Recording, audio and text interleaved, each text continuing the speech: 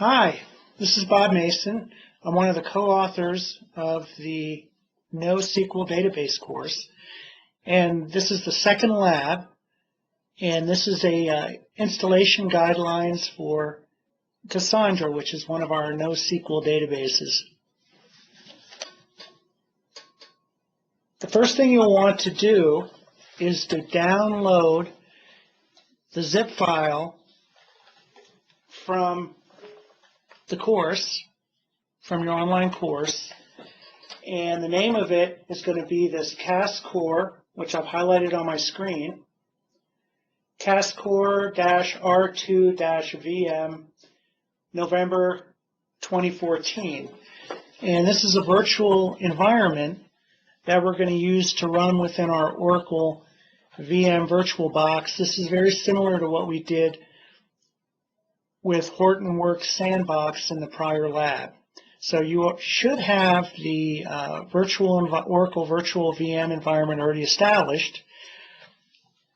So after you download this file, then you're going to want to unzip the file or extract all, and it should extract it into your current directory. Now, it extracts it into a file folder that matches the same name as the zip file, and you can leave it there if you want to. I decided to change mine, and I renamed it to Cassandra. Once you have that, you'll want to start up your Oracle VirtualBox. Under Machine, you'll want to add, in this case, I'm going to go and I'm going to find the folder that I recently created that's called Cassandra. In this case, I had to put it under course materials.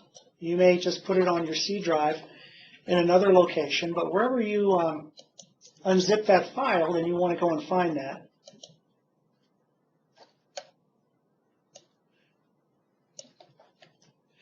So you'll find this CASCore VirtualBox machine, and you'll click on the Open tab, and that will add it to your VirtualBox, so that you end up having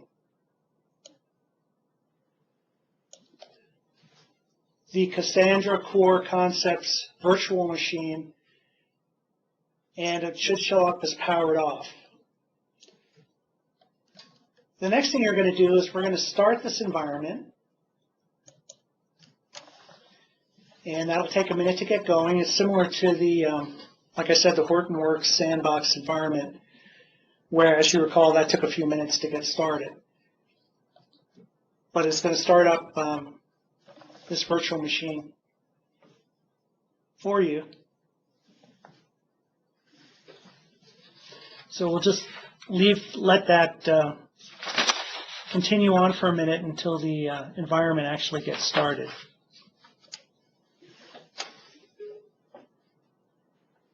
So not only do we need to just do this part of the installation for the VirtualBox machine, but we also have some other things we need to configure once we have the machine started. And so here I'm watching as the various components are started. Like I said, this probably look a lot like what you saw for the Hortonworks Sandbox.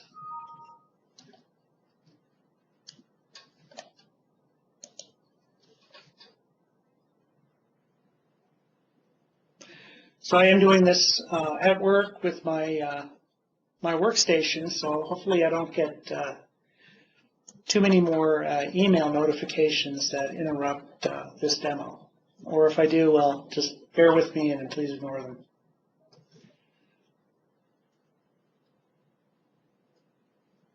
So it's moving right along here.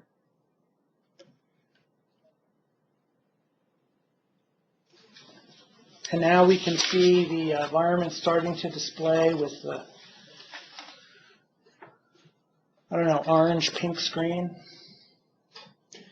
And of course, here are my toolbar options. On the left, this is called the Ubuntu Desktop. and this is part of the virtual environment. If I look at what's available for me, I have the dash home. I have a home folder. I have the Firefox web browser that came with the product. I have a development center, which provides us with different tools that we can use for development. I have a terminal, which we'll use initially to enter some Linux commands in order to finish setting things up. I also have gedit. I have system settings, and I have workspaces that I can use.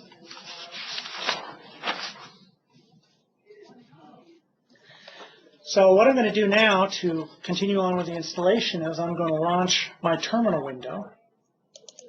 So I'm double-clicking on that. And notice that it has opened up a window for me, a terminal window. Let's see if I can move that down a little bit so we can see it better. With student at CASCOR and $. So this is the prompt for my terminal window where I can enter Linux commands.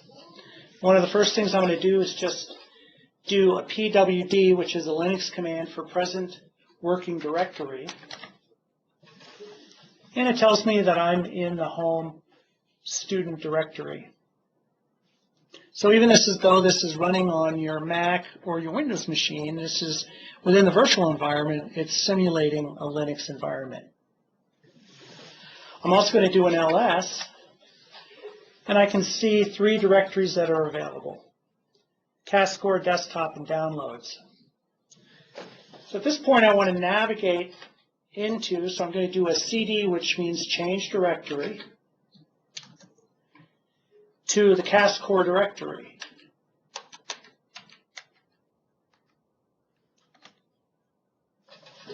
And I can tell that I've changed in the directory because my prompt has changed where it has the addition of the CASCOR directory added on to that.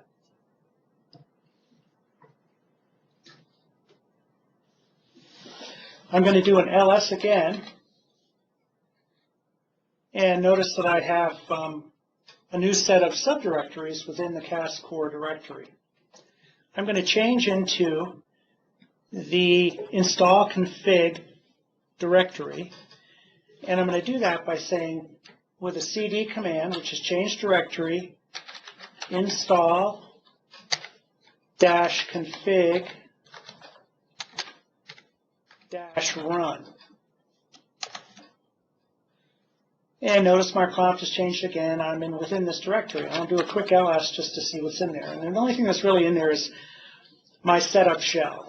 I'm going to run this shell, and notice we run the shell a little differently with Linux. We do a /setup-dos.sh.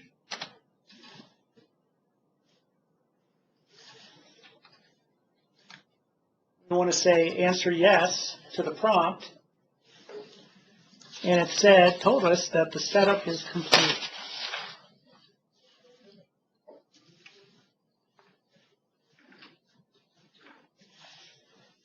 So I'm going to continue on with this lab. I am going to go back to the parent directory, which I was originally in, which was home student. And I can do that with a change directory cd/home/student. And I'll do a pwd again, and it shows me that I'm in the directory that I want. Keep in mind that there are the Linux tutorials that are available within the first week that you can do to help sharpen your Linux skills or your Unix skills, and those are available for you to use, for you to watch and to work your way through if you need a primer on Linux. So another thing I'm going to do right now is I'm going to check my Java version. And I do that by typing in Java with a -version. And keep in mind, this is the Java version that's available within this virtual environment. It's not necessarily the Java version that's available on your workstation. While I'm here, I'm also going to check my version of Python. Python is a programming language.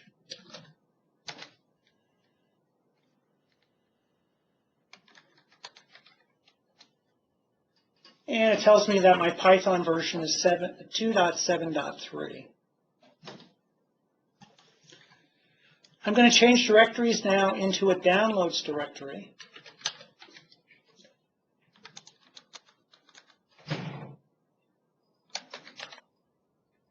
And if I do an ls, notice my downloads directory, so I'm going to change directory into the downloads. Oops, I got to make sure I do that capital D, because remember that Linux is case sensitive. So now I'm in my downloads directory. I'll do a quick ls. And notice that we have a tar file that's available, or also called a tarball. And what I'm going to do is I'm going to expand that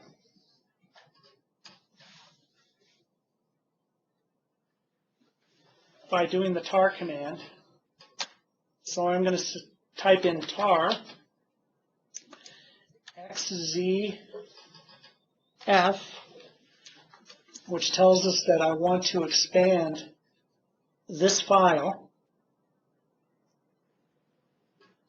And I'm going to type in the name of the file. Now let's see, I'm not sure if I can cut and paste at this point. So I'm going to try that. That could save us a little bit of typing, but it may not be available in this environment.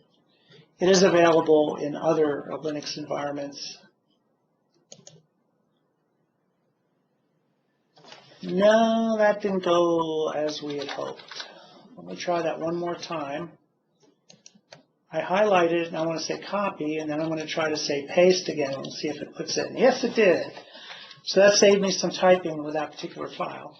I need to add in the rest of the parameters, which is -c /home/student, because that's the destination I want the tar file to be unzipped and unloaded to. So at this point, it is unzipping my file.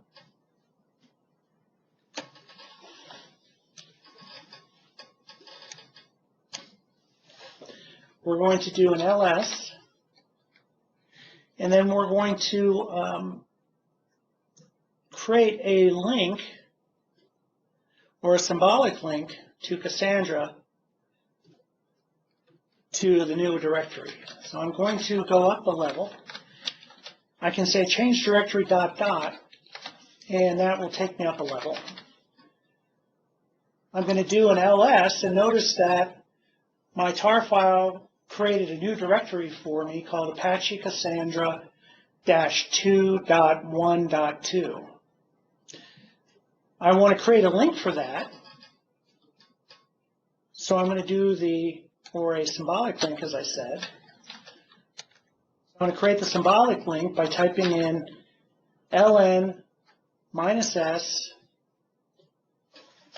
the name of my folder. So we're going to save some typing again. I'm going to highlight that. I'm going to right click. I'm going to say copy, and then I'm going to right click and I'm going to say paste. And I'm going to give it an alias of Cassandra.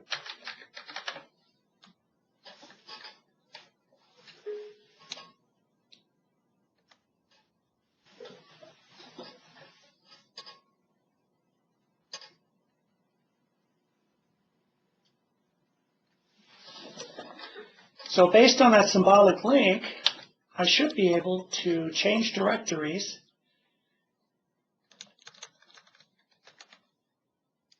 into Cassandra. Now I could fully qualify this by saying /home/student/Cassandra, but I should also be able just to do a change directory into Cassandra. And if I do an ls, I'm saying that I have my binaries, a bin directory, And so the first thing I'm going to do is I'm going to navigate into that bin directory, and we'll take a look at what we have. So notice there's a series of bat files, scripts, and other utilities that we're interested in. I'm going to change, I'm going to go up a directory level out of the bin directory with the cd ... I'm going to do an ls again, and then I'm going to change directories into the configuration directory. I'm going to do an ls again, and I'm going to see my various configuration files that came with Cassandra. Once again, I'm going to go up to the parent directory, do an ls. Then I'm going to change directories into the live directory. I'm going to do an ls.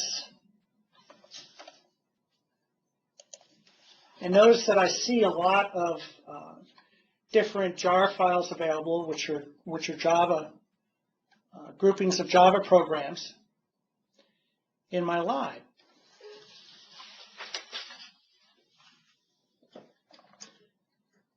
Last but not least,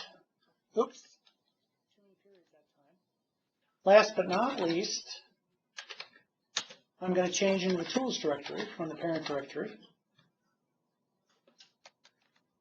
Notice I have another bin directory within my tools directory.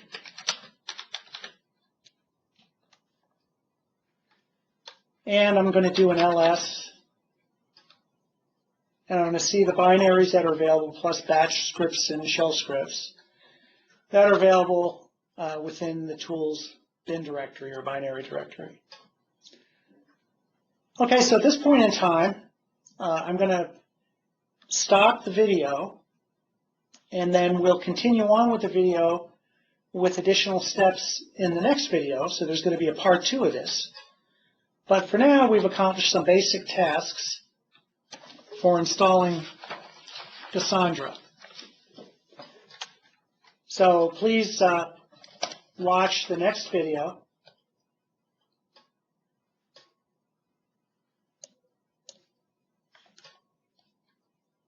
That follows this video. So I'm going to stop my recording.